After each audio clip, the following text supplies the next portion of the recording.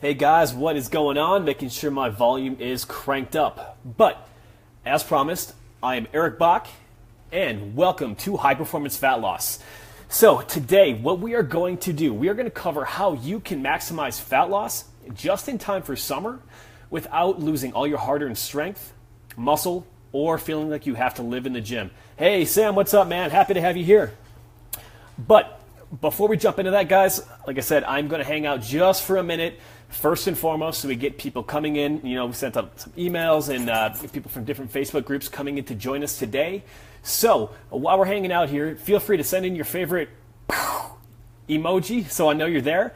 And in the meantime, also write down a couple things that maybe you want to ask throughout this process, because before we picked fat loss as our preliminary topic, we asked, what's going to be more important for you? Is it building muscle or fat loss? And I know there are a lot of people who want to know, I want to build muscle and lose fat at the same time. So I'll leave time for those specific questions at the very end. But right now, while we're waiting for everybody to get in, make sure you write those questions down. Either drop them in the comments, and we'll get to them as we go. So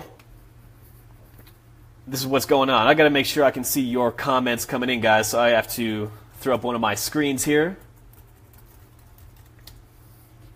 Whoop, whoop. All right. Jeff, what's going on, man? Happy to have you, man. Okay, we are up and going. This is so weird because I can see myself live here and live on this screen. So if you see me looking around, guys, that's just because I am looking for questions, looking for comments to make sure I do not forget anybody. Slavan, what's up, man? Thank you for being here. Awesome, guys. So here's what you're going to get within this Facebook Live. I'm going to show you the exact systems that I lay out for my clients and what we do specifically in terms of diet, in terms of training, in terms of setting lifestyle habits to help them lose fat, maintain the muscle that they have, and maintain performance.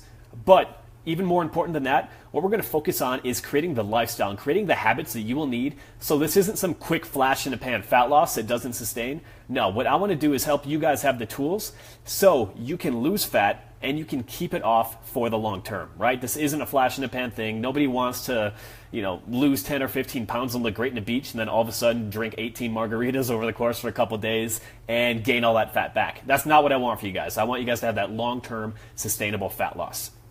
Now, I'm also going to send you guys one bonus, which I am going to drop in the comments below, but you have to emoji swear, if that's a real thing, that you will not go and check this out right away. But what it is my 10 immutable laws of fat loss. Generally, if there are things going on where you're stalled in your diet, it is going to be one of these 10 things. So hold off until the end, promise me that you will, and we will make sure that this is going on, all right? So I'm going to put that in the comments right now. I'm going to like Jeff's comment because Jeff is awesome. Thanks, Jeff. All right, so really what I want to know, guys, I'm sure if you've done this before and try to do different things for fat loss, you're sick of spinning your wheels, right? You read one article that says one thing and you read maybe another article that says you have to train a completely different way or you have to follow a different diet. And at the end of the day, so many people feel completely overwhelmed with fat loss that it becomes damn near impossible to really take action. That's right, everything is contradictory. Everything seems to be the complete opposite of what you heard last week, and this fancy new program that has this cool method shows that, hey, you need to change what you're doing and go a different direction. That's not the case. So if you're sick of spinning your wheels, awesome. We're going to help simplify the process of fat loss so you can take massive action instead of sitting back and wondering and looking back a couple months and being like, you know what, maybe I really should have followed this path for fat loss because I'm in the same exact spot that I was. Even further, there's a good chance you're probably really sick of these ultra-restrictive diets that say, I can't have any carbs, I can't have any fat, I can't even have a beer and enjoy this awesome body that I've built over the last couple weeks or last couple months. Honestly, I'm not a huge fan of these ultra-restrictive diets, these dogmatic approaches that more or less leave you wanting to pull your hair out and frustrated with this whole fitness thing and fat loss thing. And instead, what I want to do is show you what the real important things are, because at the end of the day, there are a few things in every single diet that really make the diet work, right? It's not the fact that it's low carb or low fat. It's the fact that you're going to be eating high quality foods, a lot of lean protein, and green veggies. And on that note, green veggies, protein, if you guys have an emoji available right now, drop your favorite protein. I typically find, I think there's a bull or a bison in there. Give me that all day. I need a steak tonight on that note.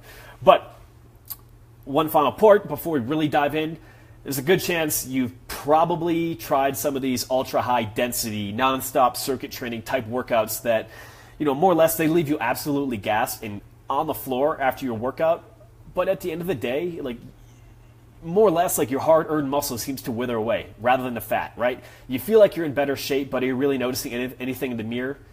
Not really, and that's where a lot of people struggle. They tend to do these crazy, high-density, non-stop circuits that more or less, make you feel like you're working really hard, but they don't really pay off in the long term. Slavan with a comment, salt was key for you. Yes, dude, I hear you 100%. When you have salt in your body, it's really going to help both with your hydration, but your ability to lift a little bit heavier and maintain proper hydration levels, which is absolutely essential when you are going through a fat loss phase. Sam from Voyage Fit Wellness dropped your pig. You're a pork guy, dude. I have some pork tenderloin actually right now in my slow cooker, which is in the other side of my kitchen. And to be honest, like, dude, that smell right now is just insane. Okay, so let's dive into this a little bit more. Frank, I hear you, man. You got the bison. I love it. I love it. Is that a bison? What is that? Maybe I'm blind. Anyway, guys, so like I said, what I'm going to do is I'm going to break down the system that I use that helps my clients lose fat without losing strength, without losing muscle or feeling completely overwhelmed with everything that they're doing. Honestly, that's so annoying, like after you work so hard and then you go on some diet, maybe some crash diet, and all of a sudden, where do all your gains go? And then it's like your metabolism crashes and all you do is end up feeling, weaker, softer, and pudgy without the real benefits that you're looking for in the first hand. So what we're going to do, we're going to break down fat loss into 3 different components. First, we're going to focus on the training component. We're going to focus on the nutrition component, and then the lifestyle component. I even put together a sexy little whiteboard. Voila. If you guys can see this, hopefully it works out all right. But training. In terms of training is 90% focused on retaining lean muscle mass and maintaining the metabolism that you have. What happens is a lot of people go into some fancy, sexy little interval training workout, and all of a sudden, all the hard work, all the muscle, all the strength that they've built, it doesn't work. I've got a feeling that's probably backwards on the screen, so I'll talk about all this stuff a little bit more in depth. But training is 90% focused on, okay, thanks, Frank. Okay, so fat loss is 90% focused, or when we're talking about fat loss, training, 90% of the benefit there, lean muscle mass. Okay, lean muscle mass, that is it. I'm going to take this off for 1 second, guys, and show you that whiteboard I was referring to. All right, so training, 90% muscle retention and maintaining your metabolism. Only 10% of training really leads to fat loss. Remember, guys, your take-home point here, the primary benefit of training on a diet is to retain the hard-earned muscle that you have, the strength, and your metabolism. We want to make sure testosterone levels stay high, even for you ladies, and we want to make sure we're getting growth hormone pulses from some high-intensity work, and we're preserving the metabolism. If your metabolism drops, fat loss becomes very difficult, and that's when you hit that dreaded plateau that makes fat loss seem so damn difficult, and it's like no matter how low you drop your calories, you can't see results. So if you want to stay away from that, training needs to be focused on preserving the strength that you have. All right? Moving on, guys, nutrition. Nutrition is far and away the most important component of fat loss. Now, it's pretty funny. This last week, I was down by my pool on Saturday afternoon, hanging out with some of my neighbors, and one of the girls in my hall asked, he's like, "Hey, what can I do in terms of fitness to lose about 5 or 10 pounds before I get going with this wedding coming up?" But I want to do this without changing what I eat and without drinking anymore. And my answer to her was like, well, you might get a little bit of a benefit from purely training, but in terms of maximizing fat loss, it is 90% diet. Guys, I hate to harp on that and be the bearer of bad news, but it does you no favors if I try to sugarcoat it and say you can really outtrain a bad diet. The people who do that are really are few and far between. But as it pertains to fat loss, calories are still king, right? You guys, if you're having a base number of calories and you're still blasting way over that number of calories, and even if it's good food, energy balance is still energy balance. You're going to gain fat. Give me an amen, give me a thumbs up, give me an emoji if you agree with that. If you still eat more calories than you are burning off, you are going to gain fat. Guys, it's that simple. I'm sorry. But in terms of fat loss and nutrition, we have to simplify it, right? Calories are king. Don't worry about meal frequency. Don't worry about trying to eat 6 or 7 meals nonstop to stoke your metabolism. That is bullshit. I have to promise you that. And do not worry about being dogmatic, thinking that carbs are bad, that fat is bad. None of that stuff is bad. What's bad? Excessive calories and shitty food quality. Eat plenty of greens, lots of lean protein, fruits, and then carbohydrates to support your activity. All right, guys, don't be dogmatic and believe that carbs are bad, fats are bad. They are not bad. Calories are the enemy. Carlos, thank you for the shout out, man. Sam, you as well. Thank you for the double fist pump. I hear it, man. Okay, so looking at lifestyle. Now, lifestyle habits. This is where we talk about habit creation. Now, the way I like to think about crash diets, these really sexy, aggressive diets that you see every now and then, crash diets are an aggressive short-term approach to a long-term problem.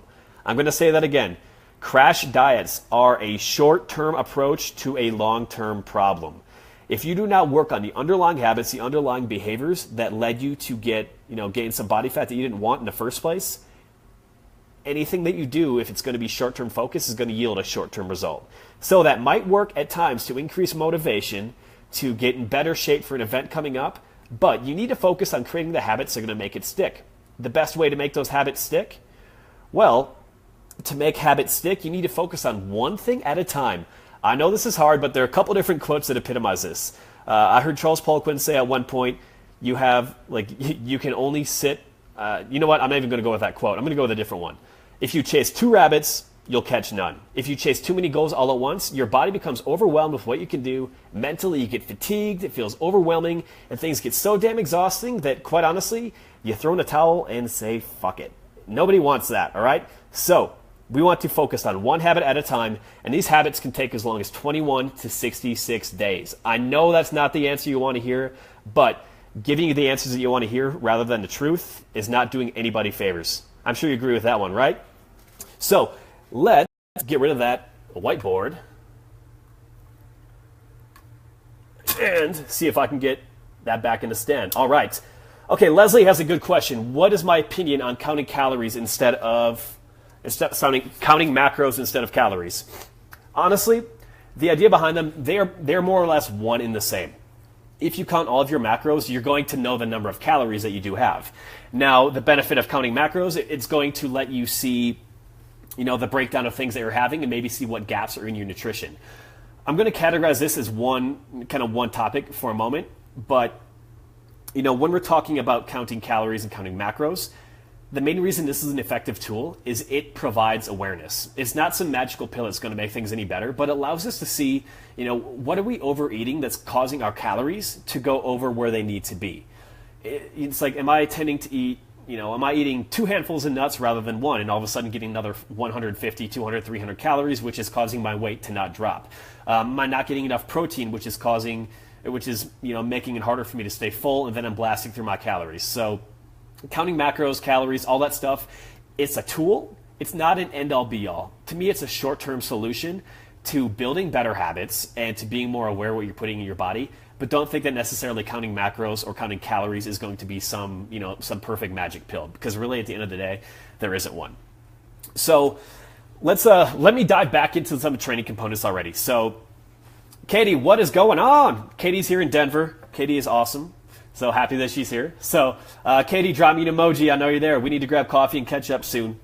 But guys, let's talk about training for a second. So one thing that people tend to do with training is they tend to make some sweeping changes to what they do. All of a sudden they go from training for strength a couple days per week to all of a sudden turning everything into some total body, crazy, Bosu ball jumping your own circuit where their heart rate is elevated the entire time and it just becomes an endless cardio solution.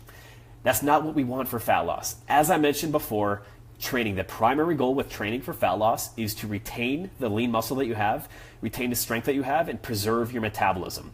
If you let your strength plummet, if your muscle starts to drop off faster than the fat that you're getting, one, you're not going to look any better because it's not going to reveal the tone or the density that you want once you do lose the fat, but your metabolism is going to go, and nobody wants that. Right? We do not want that metabolism to drop because that's when we hit that awful plateau. So, in terms of fat loss, All you need to do, this is what I have most of my clients do.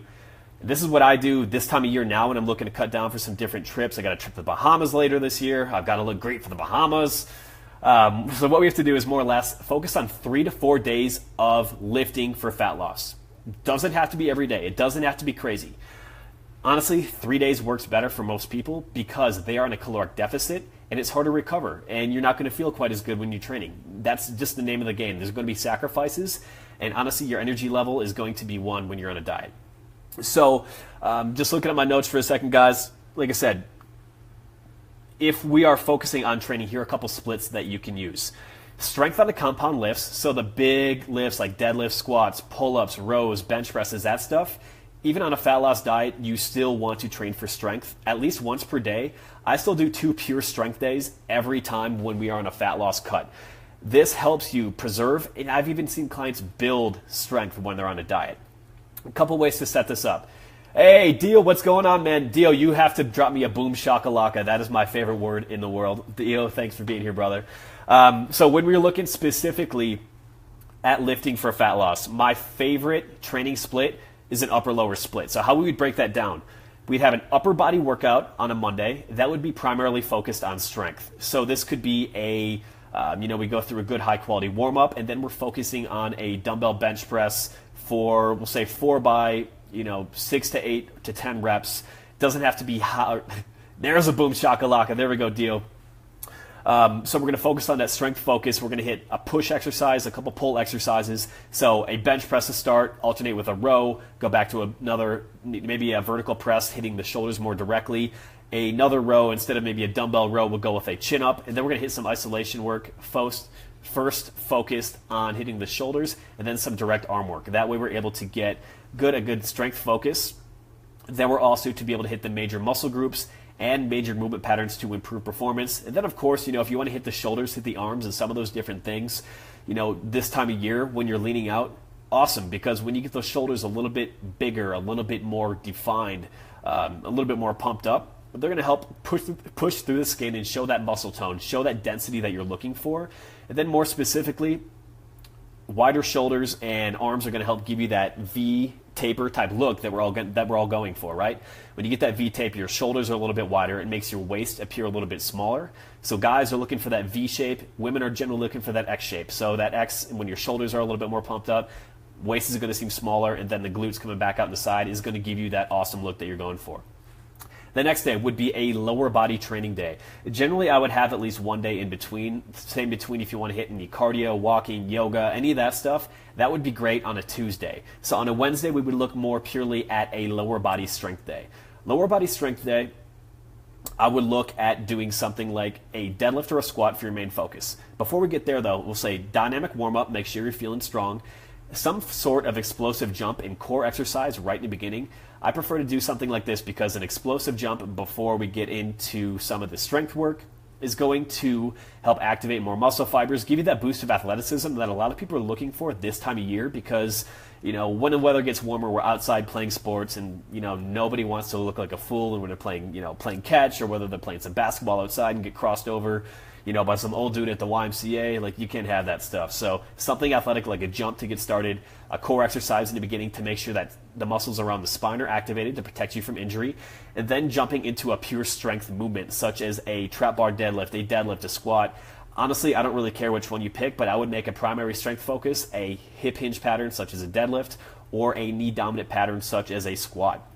From there, I would do 1 to 2 more exercises, something single leg, such as a single leg RDL if you're trying to bring out your glutes or your hamstrings, make that booty pop a little bit more, or some single leg work such as a lunge, such as a Bulgarian split squat, all these things. Good to get these different varieties in terms of your movement patterns. And then I would also hit another horizontal pulling exercise at the very end of a leg day. The reason I do this, honestly, we can always use more pulling to pull ourselves out of this crowded position that we all get stuck at after sitting at a desk or sitting down consistently or doing this on our phones. So I tend to end lower body days, with another horizontal pulling exercise such as a TRX row, and then another ab exercise. So we get some, so we can train those abs directly, put them under tension, so we build some muscle under the abdominals. So when we get leaner, they pop through and you have those dense cuts or that muscle tone that you're looking for. Obviously, training the core itself is not going to make your abs show up. You have to be lean enough, but the abs are like any other exercise. If you put them under tension, put them under a longer time of tension, and you have some of that metabolic and muscular damage, that burning feeling that you get in your core, that's going to help build that muscle. And when you build that muscle and take the fat away, that's when that tone gets revealed. So, core work, definitely go for it this time of year. So that's a couple days covered. Let's look at a second upper body day. I would typically do this on a Friday. A Friday, this is going to be focused more on getting a pump. And ladies, this works for you too. The same exact plan. Don't think this is just meant for guys at all. But when we're talking about a second upper body day, you're going to be focused more on hitting higher repetitions and a little bit more variety. So, we would still work on hitting a horizontal or a vertical pushing exercise early on in the workout. So that could be a military press, a single arm dumbbell press. It could be a low incline dumbbell bench press. Move on to a pulling exercise such as a dumbbell row and some chin ups, stuff like that in terms of a vertical pull, and then another horizontal or another pushing exercise. So horizontal or vertical push, horizontal pull, horizontal or vertical push like another shoulder press, and a vertical pull. That's going to take care of most of it. And then once again, we're going to hit some direct shoulder work to give you more of that V taper. And then a little bit more direct arm work just to show up, build some of that lean muscle tissue. So when you get leaner, your arms pop a little bit. For guys, you have, maybe you have some vascular biceps or forearms. That's stuff that we're always looking for. Girls, maybe you're going to notice something like your triceps are going to pop out more. You're going to get rid of that annoying spot right there and see that tricep cross over just so it looks a little bit better maybe in your t-shirts throughout the warm months. All right? Then, one final day is going to be a lower body focus, but this is going to be more conditioning. Now, I tend to leave this as an option for my clients. You could do a sprint. Sprinting is my favorite form of cardio in terms of losing fat.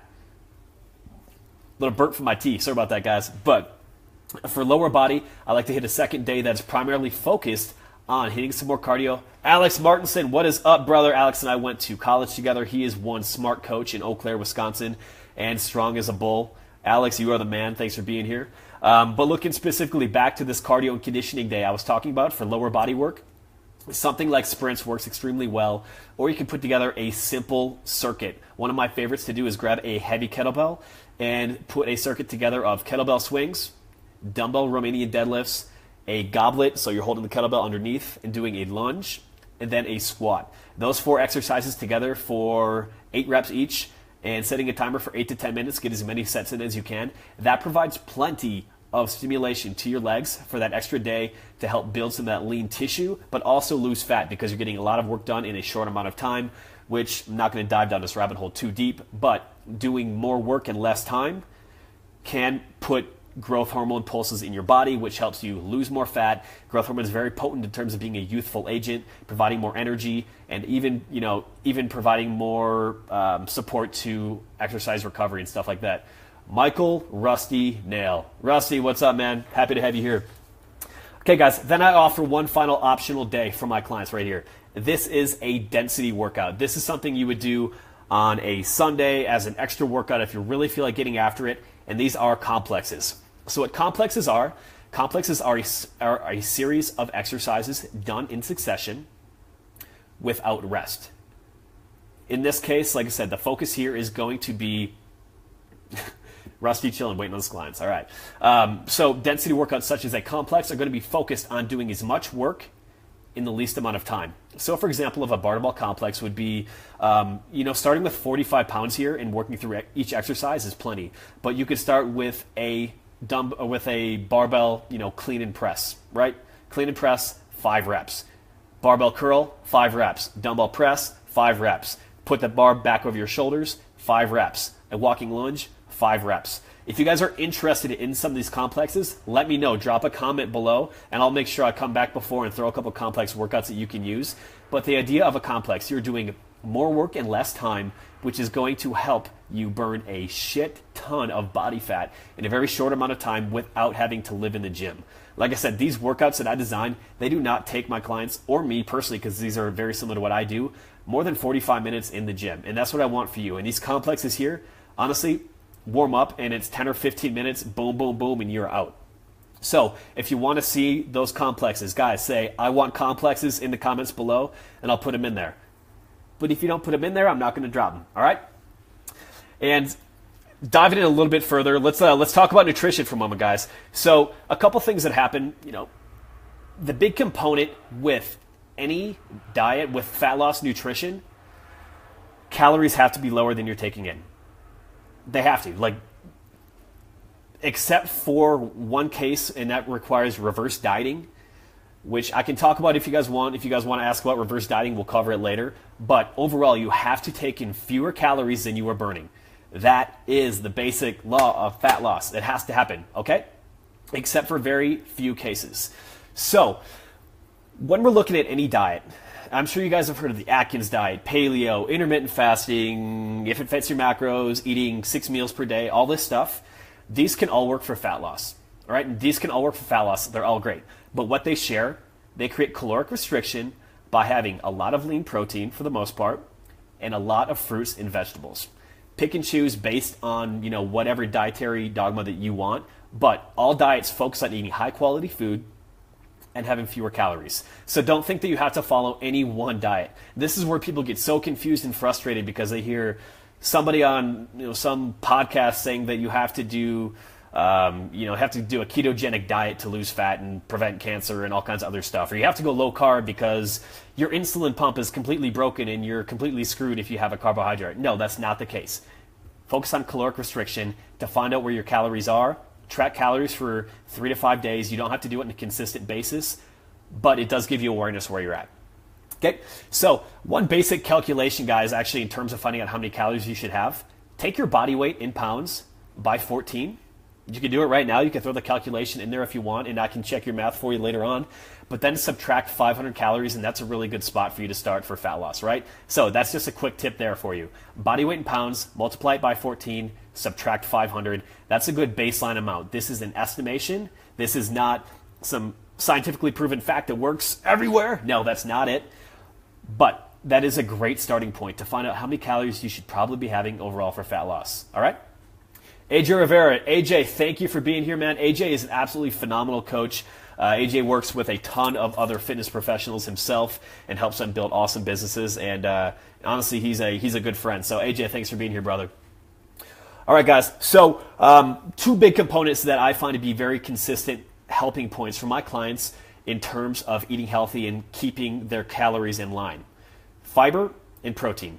Make sure you have a fiber source such as a green or a fruit within each meal, and also a source of protein. What that's going to help you do is help mitigate, any big fluctuations that you are getting overall with insulin throughout a meal, and making sure that you're getting two things that most people lack: enough protein and enough fiber. So have a green, have a protein with each meal that you have. Okay, guys, I'm gonna jump in a little bit quicker into some of the lifestyle things, and then come back to just a couple quick hitting tips for nutrition. Does that sound cool? If that sounds cool, give me an emoji, because I like emojis. Did they add some new emojis, by the way? I think they did. I like the boom shakalaka emoji, Dio. All right, guys, so looking specifically at lifestyle. Now, diets are great, right? Diets are great. No, actually, diets kind of suck. But diets overall, if you were focusing on, as I mentioned before, on a short-term solution, that's what you're going to have. If it took you a long time to gain the weight that you have, a short-term crash diet is not going to be the long-term answer.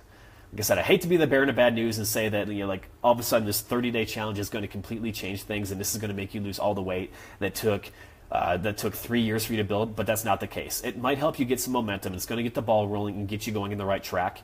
And honestly, that is extremely valuable. You can't put enough value on that, actually. But you need to understand first and foremost, why is this going to be important for you?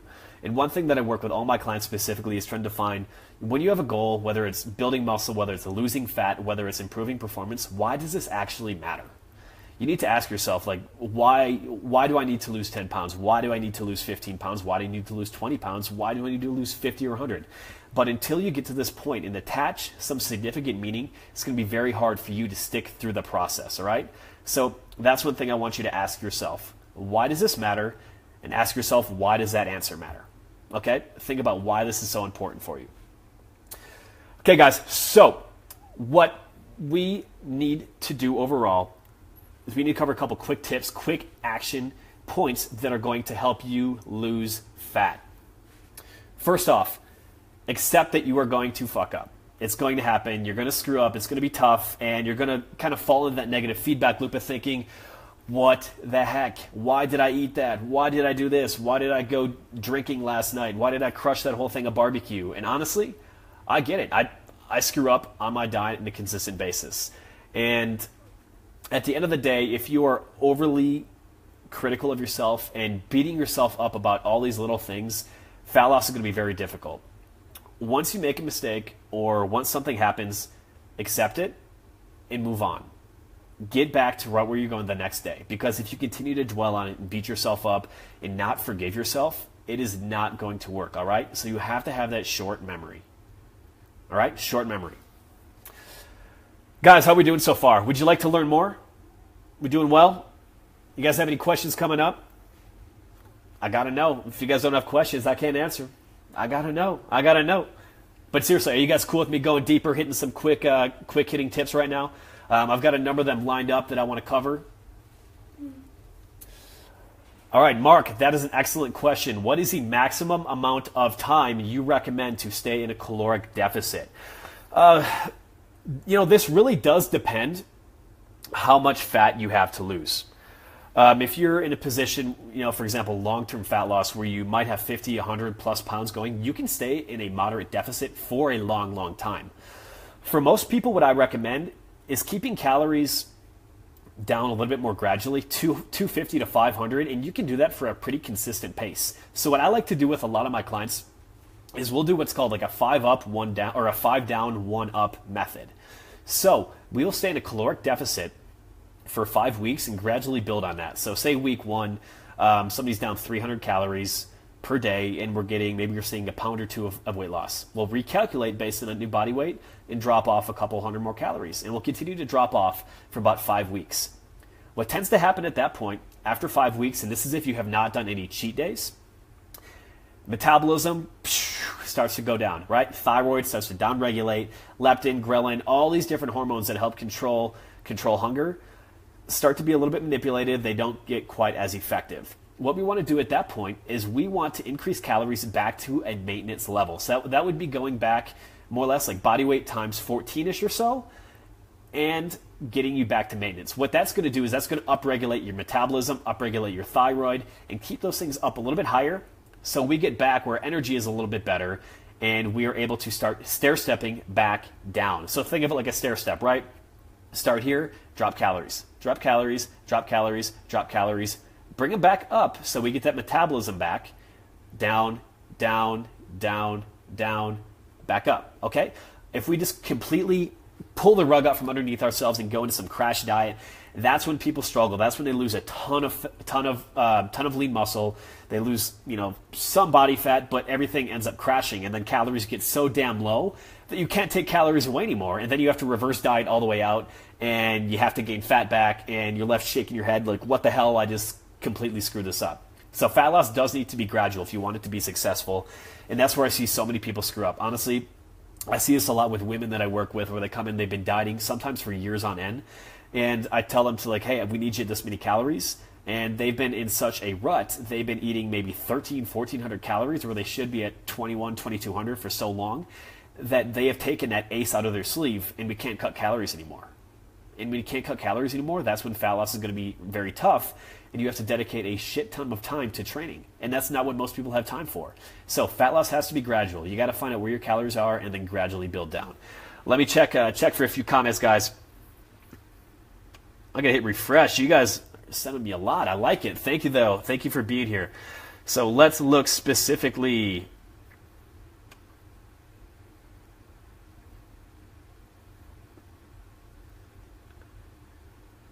Leslie, after training, you eat oatmeal instead of a banana and a scoop of whey. Does it really matter what you eat after you work out for staying lean? Honestly, in terms of fat loss, the overall idea of like a post-workout meal was definitely sensationalized by by the supplement industry as a way for them to sell a shit ton of protein and supplements and stuff like that. A lot of research that I've looked at says meal timing doesn't necessarily matter a ton when you're looking to build lean muscle. In terms of fat loss, it is a little bit more important to focus some of your carbohydrates after that point, because this is when your body is most sensitive to insulin.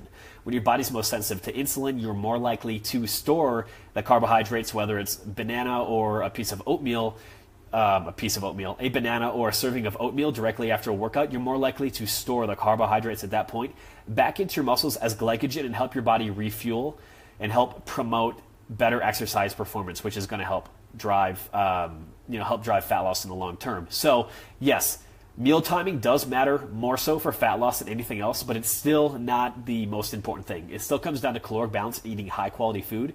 But if you're going to have more carbohydrates, it's best to do so after a workout. Mark, I got you right there. Guys, I'll definitely have some complexes for you. All right, so I'm going to rapid fire a couple little talking points. Guys, keep dropping questions as we go, because I had a ton of people asking about recomposition, how to build lean muscle while also losing fat. So if you have anything specific there, I will definitely hit you up there. Leslie, you're welcome. Thank you for the phenomenal question. Honestly, that's one I get a lot from my clients. Okay, so a couple rapid fire things. Drink more water, please. This is one of the things that most people screw up more than anything else, is lack of being hydrated. So when you're not hydrated, everything runs a little bit less effectively throughout your entire body, and more specifically, hunger pangs, stuff like that, become very hard for you to control. So if you cannot control your hunger and you're in a caloric deficit and your house is full of cookies, guess what you're going to eat? Probably some cookies. So before each meal, I would recommend having probably 20 to 30 ounces of water. That's going to help you feel a little bit more full, and I don't know if that's actually going to start the hunger signals. It could potentially. I'll get to that in a second too. But drink water directly before your meals and make sure you are getting half your body weight in ounces of water per day at minimum. That's days where you're not working out, but you need to be drinking water on a consistent basis. Another point, if you are in a dietary, or if you are in a deficit and you are trying to stay in a deficit, try to turn off the TV when you're eating, because when you're watching TV, you're going to be mindlessly shoveling things into your mouth time and time again, and it's going to be very hard for you to stick to the allotted amounts that you're having. You're not going to enjoy the food that you have, the smaller amount of food. When you're not eating a whole lot, food becomes pretty damn important. If you're not enjoying that to the fullest, it's going to be very hard for you to stick to your guns and stick to that diet. Next one, take about 20 minutes minimum to eat. Now, the reason we say this is because it takes as long as 20 minutes for the satiation signals. Say that word 3 times fast. Satiation. All right. It's going to take at least 20 minutes for those satiation signals to hit your body and for you to start feeling full. So if you get home and absolutely start crushing everything before the hunger signals take time and you're swallowing food without really even chewing it, you're going to have one hell of a time sticking to your calories. All right? So take your time when you're eating. Enjoy it, because honestly, you're probably not eating that much if you're really trying to lose fat. Okay? Let me get back to a couple questions. Is reverse dieting if you're only in a small deficit? Mark, reverse dieting is really only necessary if you have been at a caloric deficit for a long time and you're not able to lose fat when you stay at a caloric deficit. One thing, I picked this up, I believe, from Jay Ferrugia, was looking at body temperature, looking at your body temperature. So if you take your temperature and you're consistently sitting below 98.6, that can be a sign of a metabolic slowdown. Do I have a study to back that up? No, but honestly, I've had my clients use it and it's worked pretty damn well. So take that for what you will. Jeff, what is reverse dieting? Jeff, so reverse dieting is the process of adding calories back up because your metabolism has slowed down from staying in a diet too long. This happens a lot of times when somebody's been trying to lose fat for a long time. They enter a crash diet. They lose a lot of fat in the beginning, and then they plateau, and then they think that they can consistently take calories down and continue to lose fat. So reverse dieting is the process of taking calories back up in an incremental pattern so you can repair that metabolism. You can also use reverse dieting, like high-end competitors for fitness shows and after long-term fat loss, to build lean muscle without getting a bunch of fat. So if you get really lean this summer, for example, and then you try to all of a sudden add a ton of calories back in, well, you're going to store a lot of that as fat because your body's not used to having that many calories, right? Okay, so what is high-quality food for me? Honestly, this comes down to a lot of different things. For me, high-quality food, Food is mostly natural. I'm not going to get into this battle of like, well, this has this chemical in this shit. Well, honestly, if you're shopping the aisles of a restaurant, eating things that are mostly fruits and vegetables and lean carbohydrates, using carbohydrates like potatoes, different starches, tubers, rice, stuff like that, that is good, clean, healthy food. If you're eating a lot of stuff that is prepackaged, highly processed, that is not high quality food to me. Honestly, calories are still the most important thing, but the foods that are going to be most natural from the earth, stuff like that is going to provide the most benefit for you. When we're talking about protein sources, if we can focus on things that are free range, that are grass fed, stuff like that, that is going to be a little bit better for you. But honestly, do not break your bank trying to buy everything that's grass fed and free range. The benefit, yeah, there is a benefit, but not if you can't afford high quality food in other areas because you're trying to eat 5 pounds of ground beef from Happy Cows all the time. Okay, so guys, couple more things. Ryan, what's up, man? Happy to have you here. Man, I'm starting to lose my voice. All right. So another thing, making sure you have a protein source with every meal is going to be important, especially when you're in a caloric deficit. That's going to help you stay full, going to help protein synthesis stay upregulated, and it's going to help you make sure those protein goals are hit. In terms of protein, you will want to be a little bit higher on a consistent basis when you are in a fat loss deficit. This is because your body's running a little bit less fuel, and you're more likely to break down stored muscle for fuel. So by having a little bit more protein, you can stave off some of that breakdown of lean muscle tissue that you have. Armando, thoughts on supplements like a multivitamin, fish oil, turmeric, glucosamine? Supplements are just that, supplements. A lot of people don't eat good food in the first place, and a supplement may make it a little bit more convenient, but a lot of people are better off by focusing on eating high quality foods first and foremost. But in a diet, because you are generally limiting calories, not eating as much as you used to, a multivitamin is a good idea. Just make sure those vitamins and minerals are present in your body. Fish oil is always good. Fish oil, some studies have looked at high qualities of fish oil or high amounts of fish oil being very important for improving insulin sensitivity. So I've heard guys like Polquin and John Romanello, look at percent body fat and going close to a gram per percentage of body fat. Guys, don't quote me on those 100%. And keeping fish oil higher when you have more body fat to improve cell membrane permeability, which improves insulin sensitivity, overall health, stuff like that. So fish oil is a good one. Personally, I do take a good amount of fish oil when I'm looking to cut down, sometimes 5 to 8 grams per day, broken up in doses, so I have that consistent amount. And then stuff like glucosamine for joint support. Stuff for joint support can be good, but you have to be careful with taking too much. And honestly, I do think it helps on a fat loss diet. Dio, yes, kettlebell workout. Okay, guys, so how are we feeling overall? You guys feel like you're getting a lot of good information on this so far?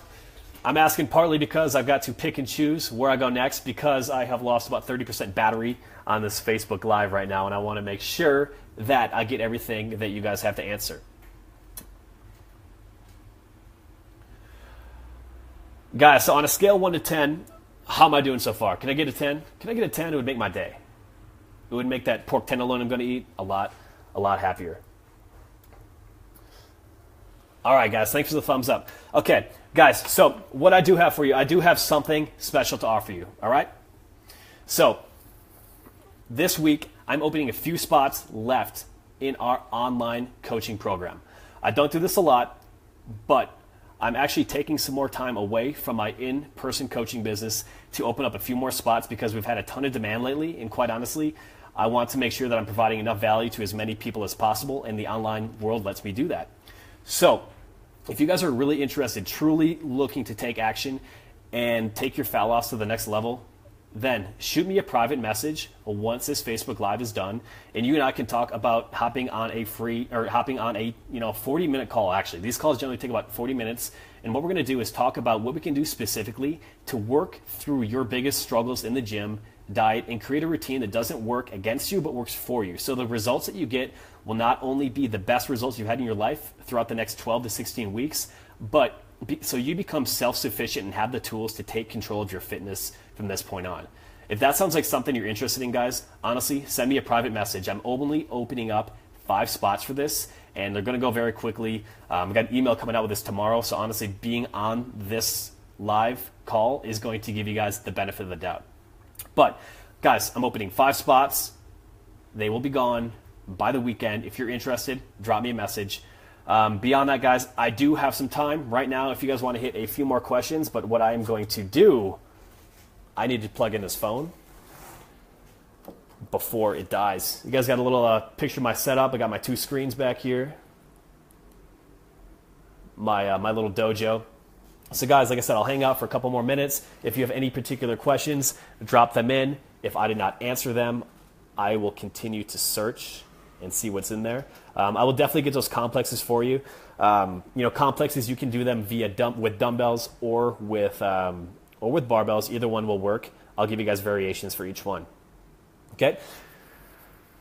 All right, guys, I need to see some questions or I'm going to wrap this thing up. I've got to crush some dinner, and I've got to crush my own workout today. Man, what else is going on? I've got one of those weeks right now. Kill the phone. Sly, kill the phone. All right, man, I'm going to have to kill the phone pretty quick. But, Jeff, do I use protein powders and bars when I am losing weight? Honestly, for me, I would prefer to eat more of my food when I'm at a deficit because there's not a whole lot of it to go around. But it can help you in terms of, protein bars, stuff like that will definitely all help in terms of making eating enough protein more convenient.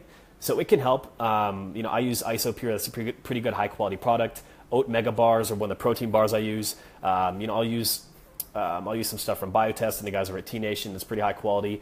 Then on it, I will mix in a hemp protein and grass-fed whey, just because honestly I can't do a ton of dairy stuff. It destroys my gut after a while. Abdur, you have the last question, man. Everything else I'm going to have to answer in the comments. Okay, so more or less Abdur is asking, like, when you start fat loss and you start to see results and then you hit that wall, what happens once you start to hit that wall? Honestly, that's when I'll ramp up calories for a little bit and go back towards maintenance. So that means I'll probably increase calories by another 200 to 300, sometimes more, depending how aggressive the deficit is. And just get my body back to baseline, and then I'm going to stair step down. And that's the idea of reverse dieting. If you guys are really interested there, what I will do is I will set up another Facebook Live coming up, and I'll just talk about reverse dieting and how you can do it for fat loss, for long-term fat loss, and then how you can do it for coming out of a deficit. All right, guys. First off, I just want to say thank you all for being here. This has been a lot of fun, a lot of good comments and questions. Second, if you guys are interested seriously in getting your best summer body before it's too late, honestly, like you can lose 1% to 2% body fat per week, or 1% to 2% of your body weight per week. That means if you want to get in shape for the 4th of July, the time to start dieting down and getting in shape is now. So if you guys are interested in that, I have 5 spots open in my coaching program. You have to send me a direct message. I'm not putting the application in here. Send me a direct message on the video, and we will go from there. All right. Third, guys, I gotta go. I'm getting a look.